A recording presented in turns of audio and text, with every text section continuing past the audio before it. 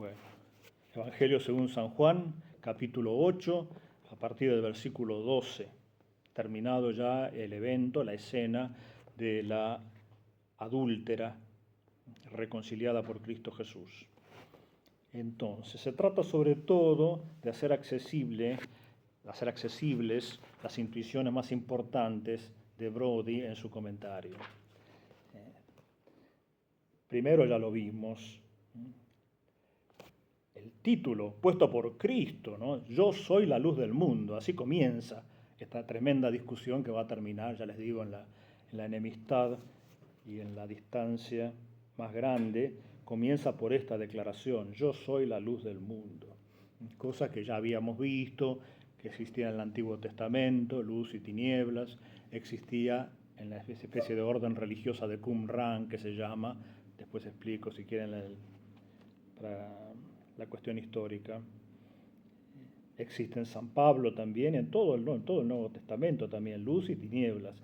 ¿A qué se refiere con el contraste entre luz y tinieblas?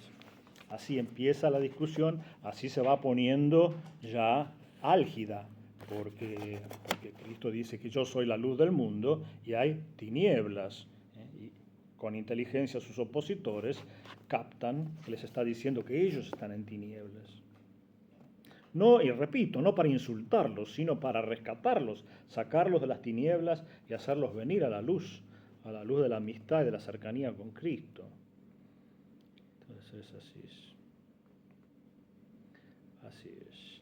Yo soy la luz del mundo. Entonces, ciertamente que es un título de Dios ese. Cristo está hablando de su relación única, que lo identifica a sí mismo en su unión con Dios. Se está revelando como luz que guía y que debe ser seguida, cosas que se apropian directamente a Dios. Cristo no es un Cristo aislado, eso acá pone Brody literalmente, esta es una cita entonces, no es un Jesús aislado, sino un Jesús en relación. Un poco moderno el lenguaje, pero interesante. No es un Jesús aislado, ahí sería un puro hombre, sino Jesucristo en una relación tan íntima con el Padre que sabemos, leyendo todo, que no es menor que el Padre, es el Hijo no menor que el Padre. Los fariseos no entienden el significado de luz. Están atrapados, dice Brody, están atrapados en una cárcel legal. Todo para ellos es códigos, leyes y casuística, sobre todo, casos. De tal manera que se aferran a que Cristo está solo, no ven que esté con el Padre, y que, según la ley de Moisés, precisa testigos. En 2 o 3 testigos se resolverá. Esa es la primera parte del diálogo. Esa es la primera parte. Tu testimonio es falso, porque no tienes testigos que avalen tus palabras. Y Cristo responde que no está solo. No está solo, está el Padre. Entonces, crípticamente, dice Brody, crípticamente muestra que no está solo, sino con aquel que lo envió. Aquel que lo envió es como un nombre técnico del Padre. Eso también hay que saberlo, ¿no? Cristo a veces le dice Padre, a veces le dice aquel que me envió, que es una sola palabra en arameo, de modo que es uno de los nombres favoritos que Cristo usa para hablar del Padre. ¿Qué más queremos nosotros que nos hable del Padre? Y que nos enseñe los nombres con que Él lo llama, aquel que me envió. Porque habla del Padre, que envía, habla del Hijo, que es el enviado con mayúsculas, y habla de los apóstoles, que también van a ser enviados, de todo cristiano. Entonces nos da un gran consuelo en saber que esto está en el corazón de la Trinidad y en el corazón de la misión en la tierra. Que a veces se duele, no es muy lindo ser enviado, porque significa que lo arranca uno del lugar original y lo manda a otro. Y ese envío, apostolí, misión, tiene un componente doloroso, si uno no piensa bien a dónde va, en el objeto, en el fin, que eso sí es muy consolador. Va a la intimidad con Dios, de modo un poco doloroso en la tierra, pero con mucho gozo en la tierra también, y de modo absolutamente gozoso en la bienaventuranza, que nombre técnico de lo que se llama cielo, visión de la esencia divina. Cristo entonces a esta insistencia, aparte que les dice que está cumpliendo la ley porque tiene testigos, a saber el Padre, les dice, está escrito en vuestra ley, la fiesta de los judíos, recuerden, pone San Juan, y acá se complace en recordar, les dijo a ellos, en vuestra ley. Se hubiera esperado que él dijera nuestra ley, porque él era hijo legítimo del pueblo, pertenecía a esa nacionalidad, a la nacionalidad y a la tribu de Judá que esperaban, los únicos que se mantenían en el culto del Dios vivo y esperaban al Mesías, pero siendo él el Mesías, está más allá del Señor de la ley. Entonces dice vuestra ley, porque él es el dueño de la ley. Entonces, dice, muchos modernos consideran el lenguaje de Jesús como condenatorio. Está de moda la palabra, judgmental en inglés, un tipo que con frecuencia juzga a los otros. Pero no, son los fariseos los que lo son. Inmediatamente se ve en las cosas feas que le dicen a Cristo Jesús, que son ellos los que están juzgando. Y juzgando mal, o sea, en el sentido moderno de la palabra esa, condenatorio de la persona que siempre juzga y busca el defecto y busca acusar al otro. Cristo no es así. Así es la cosa. Él es el ungido. Ungido es la palabra castellana por, o unctus en latín, por Christos, Cristo en griego, ungido, Mashiach en hebreo. El rey sacerdote, en el sentido más pleno de la palabra, rey del mundo y sacerdote eterno. Es algo que no pasa, que vence la muerte. Es un título muy difícil solamente un verdadero Dios se lo puede aplicar a sí mismo. Los que se lo aplican a sí mismo en forma indebida cometen grave pecado. Pero siempre está esa tendencia, ¿no? En el ser humano en general y en algunos, sobre todo la figura esa llamada anticristo, que no solamente significa contrario a Cristo, sino el que está enfrente y se parece a Cristo, pero es otro. Y va a intentar eso, ser rey del mundo y sacerdote eterno, falsamente eterno, porque el que no tiene cuerpo resucitado, siendo Dios verdadero, de ningún modo es eterno. Entonces es así.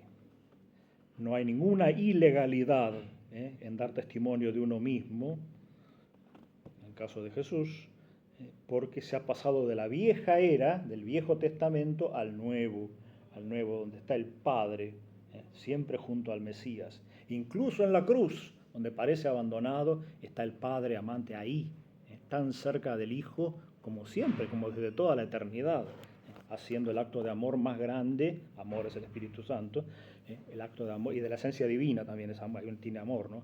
Más grande de toda la historia.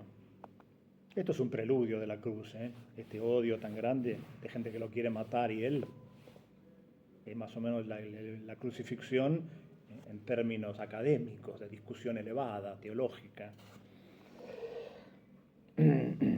Entonces es así. La ley tenía valor, pero si no apunta al Mesías son procesos eternos. Un sistema judicial que tiende a ser vaciado a la larga, sobre todo cuando los corazones están lejos de Dios. Por eso les dice, vuestra ley. Ellos le preguntan, ¿dónde está tu Padre? Esa pregunta es muy, como él habla varias veces de que el Padre da testimonio, ellos quieren saber quién es, pero no le dicen quién es tu Padre, sino ¿dónde está tu Padre? En parte para evitar la confrontación directa, pero está ligado el dónde, está ligado al tema del origen del Mesías, de dónde viene. Eso los obsesionaba, con justicia, ¿no? A los judíos de la época. ¿De dónde viene? ¿Cuál es el origen? Si viene de Babilonia, en una nube, y aparece, tenía que haber nacido en la ciudad de David, en Belén, pero después iba a venir, se supone, de Babilonia, de la gran capital del mundo, o de algún lugar en el este, o de modo muy espectacular. Así fantaseaban ellos, ¿no? ¿Dónde? ¿Dónde está? Y el don de Cristo lo oculta mucho, lo oculta como verdadero hombre, porque un don de Nazaret, que era un pueblito despreciable, donde había trabajado como artesano, conocido de todos, verdadero hombre, no cabe duda. Algo sabían que eran galileos, ¿no? Muchas veces acusan a los cristianos de galileos, pero sabían poco sobre los detalles, y mucho menos que había nacido en Belén, lo ignoraban. Pero comparado con la otra filiación, el don de que viene del Padre, no de Nazaret ni de Belén, sino del Padre, eso lo ignoran completamente en forma culpable, lo desconocen, con los milagros que dijo e hizo y con las palabras que dijo lo deberían haber reconocido. Era el cumplimiento perfecto de todas las profecías que ellos decían amar, pero no amaban tanto, porque toda la parte sufriente la descartaban y el triunfo mundano lo exaltaban. Entonces, así es. Si me conocierais, así le responde Jesús a la pregunta, ¿dónde está tu Padre? Si me conocierais, conoceríais también a mi Padre, en lo cual se esconde una cosa tremenda, no simplemente una técnica para saber dónde está, sino que no lo conocen a Cristo y no lo conocen al Padre. Eso es tremendo, porque ellos creían conocerlo. Sí. Él y el Padre están identificados acá, en dignidad, por lo menos en divinidad. Cosa insólita, no la podían admitir ellos, que el verdadero Dios fuera una sola persona con un verdadero hombre. Es difícil ese artículo de la fe, realmente es difícil. Nosotros porque nacimos cristianos, pero realmente es difícil. Verdadero hombre, verdadero Dios. Una sola persona divina. ¿Esto no era por la consubstanciación? Claro, exactamente. Son los misterios fundantes del cristianismo. La esencia de la fe. La esencia de la fe. Entonces él va poco a poco corriendo el velo de quién es el Padre, como también prometiendo la efusión del Espíritu. Pero ellos se retraen, se quedan atrás, no quieren entrar a la revelación de este secreto. El Padre de algún modo es secreto para nosotros en el buen sentido y para ellos completamente secreto, completamente escondido en el mal sentido de la palabra. Es así. Así es, así. ¿Qué más tenemos acá?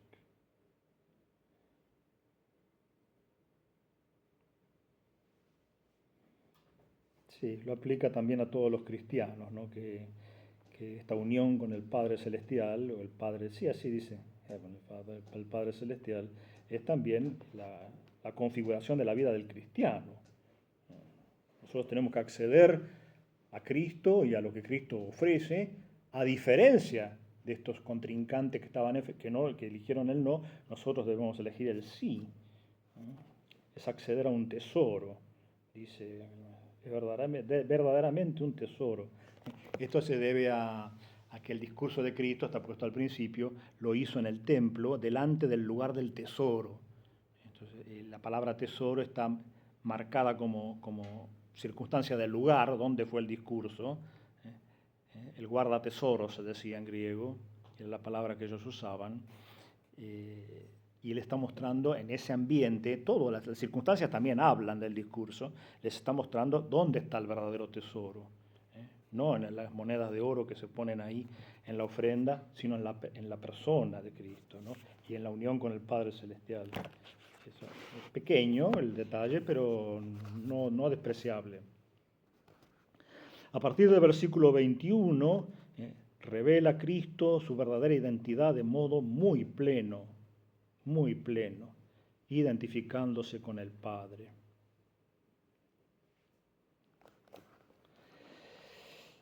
A través del sufrimiento, hace referencia en el versículo 28 a que el Hijo del Hombre va a ser exaltado. Esto ya se lo dijo a Nicodemo en el capítulo 3, que cuando el Hijo del Hombre sea exaltado como la serpiente de bronce en el desierto. Todos sabemos que exaltado en aquella época significa crucificado. Es un término técnico por esa pena de muerte. Entonces, a través de eso va a llegar a su gloria. En el caso de Nicodemo, capítulo 3, dice el maestro Brody, la escena es relativamente relajada, dice relaxed, que es la palabra que decimos siempre, lo fue a visitar de noche, estaban sentados ahí conversando, en cambio aquí no, aquí toma carácter dramático esta mención del Cristo exaltado.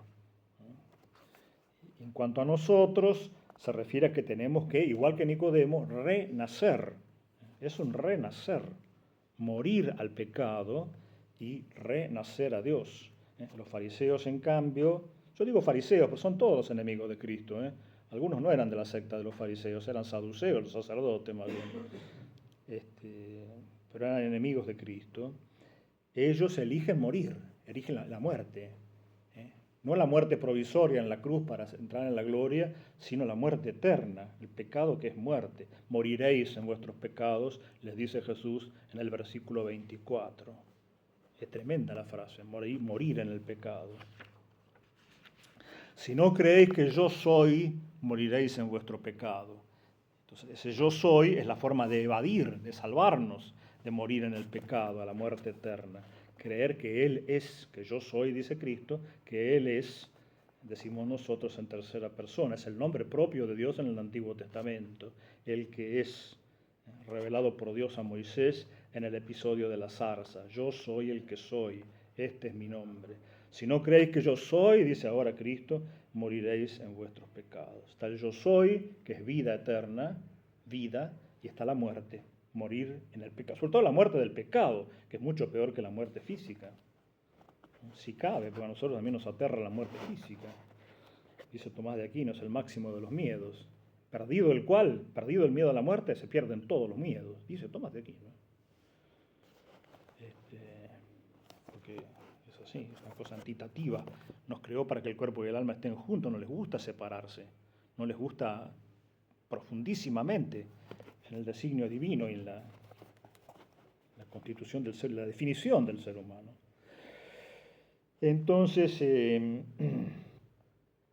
tenemos que, es un poco enigmático el lenguaje de Cristo, pero enigma no significa oscuridad, sino que significa invitación a ver, a la claridad. Entonces se revela entonces también como el que libera. La verdad os hará libres. Conoceréis la verdad y la verdad os hará libres. Eso lo tenemos por aquí. Ya es la segunda parte de la discusión. Normalmente se la pone, se convienen los eruditos en decir que en el versículo 31, siempre en el capítulo 8, pero ya en el 31, la segunda y última mitad, comienza el tema de la verdad que hace libres. Así es. Por supuesto que se resisten muchísimo sus adversarios a conceder esto. Ellos no se consideran esclavos, ¿cómo van a ser libres? Lo cual es curioso, ¿no? Porque jamás fuimos esclavos de nadie, es una evidente falsedad. Lo vimos en clases anteriores a eso. Es una evidente falsedad, porque fueron esclavos en Egipto 400 años, en Babilonia también 70 años, privados de la libertad por lo menos. No, mejores condiciones de vida que en Egipto, pero sin libertad, desterrados y cautivos de una nación que tenía el dominio del mundo. Y en la época de Cristo, o sea, casi 400, 500 años después de lo de Babilonia, seguían siendo vasallos de los romanos, o sea que de algún modo eran esclavos o sometidos a una potencia imperial mundial. Entonces eso es así. Cristo propone, la verdad os hará libres. Esta frase después, por supuesto, en la teología cristiana, en la historia de la Iglesia, abre a muchísima sabiduría, el predominio de la verdad sobre el poder que amansa, controla, lo cristianiza al poder. La verdad está por encima del poder. Si se invierten los términos, el poder por encima de la verdad, el poder por encima de la moral, todos los desastres que hemos conocido desde hace varios siglos. Entonces acá hay doctrina teológico-filosófica escondida en una frase que parece inocente, la verdad os hará libres, pero es real. Y es a tal punto real que se experimenta en la vida de nosotros todos los días, ¿no? Cada vez que acercamos nuestro corazón a una versión errónea de los hechos, de la realidad, de nuestras personas, de la historia de la nación, de la historia del mundo, vamos a la esclavitud y a la muerte. Así es. El Hijo os hará libres. El Hijo es libre, el Hijo no es esclavo. Se lo está convocando a mostrarle que Él es Hijo y les ofrece lo mismo, ser hijos en el Hijo, y lo están rechazando.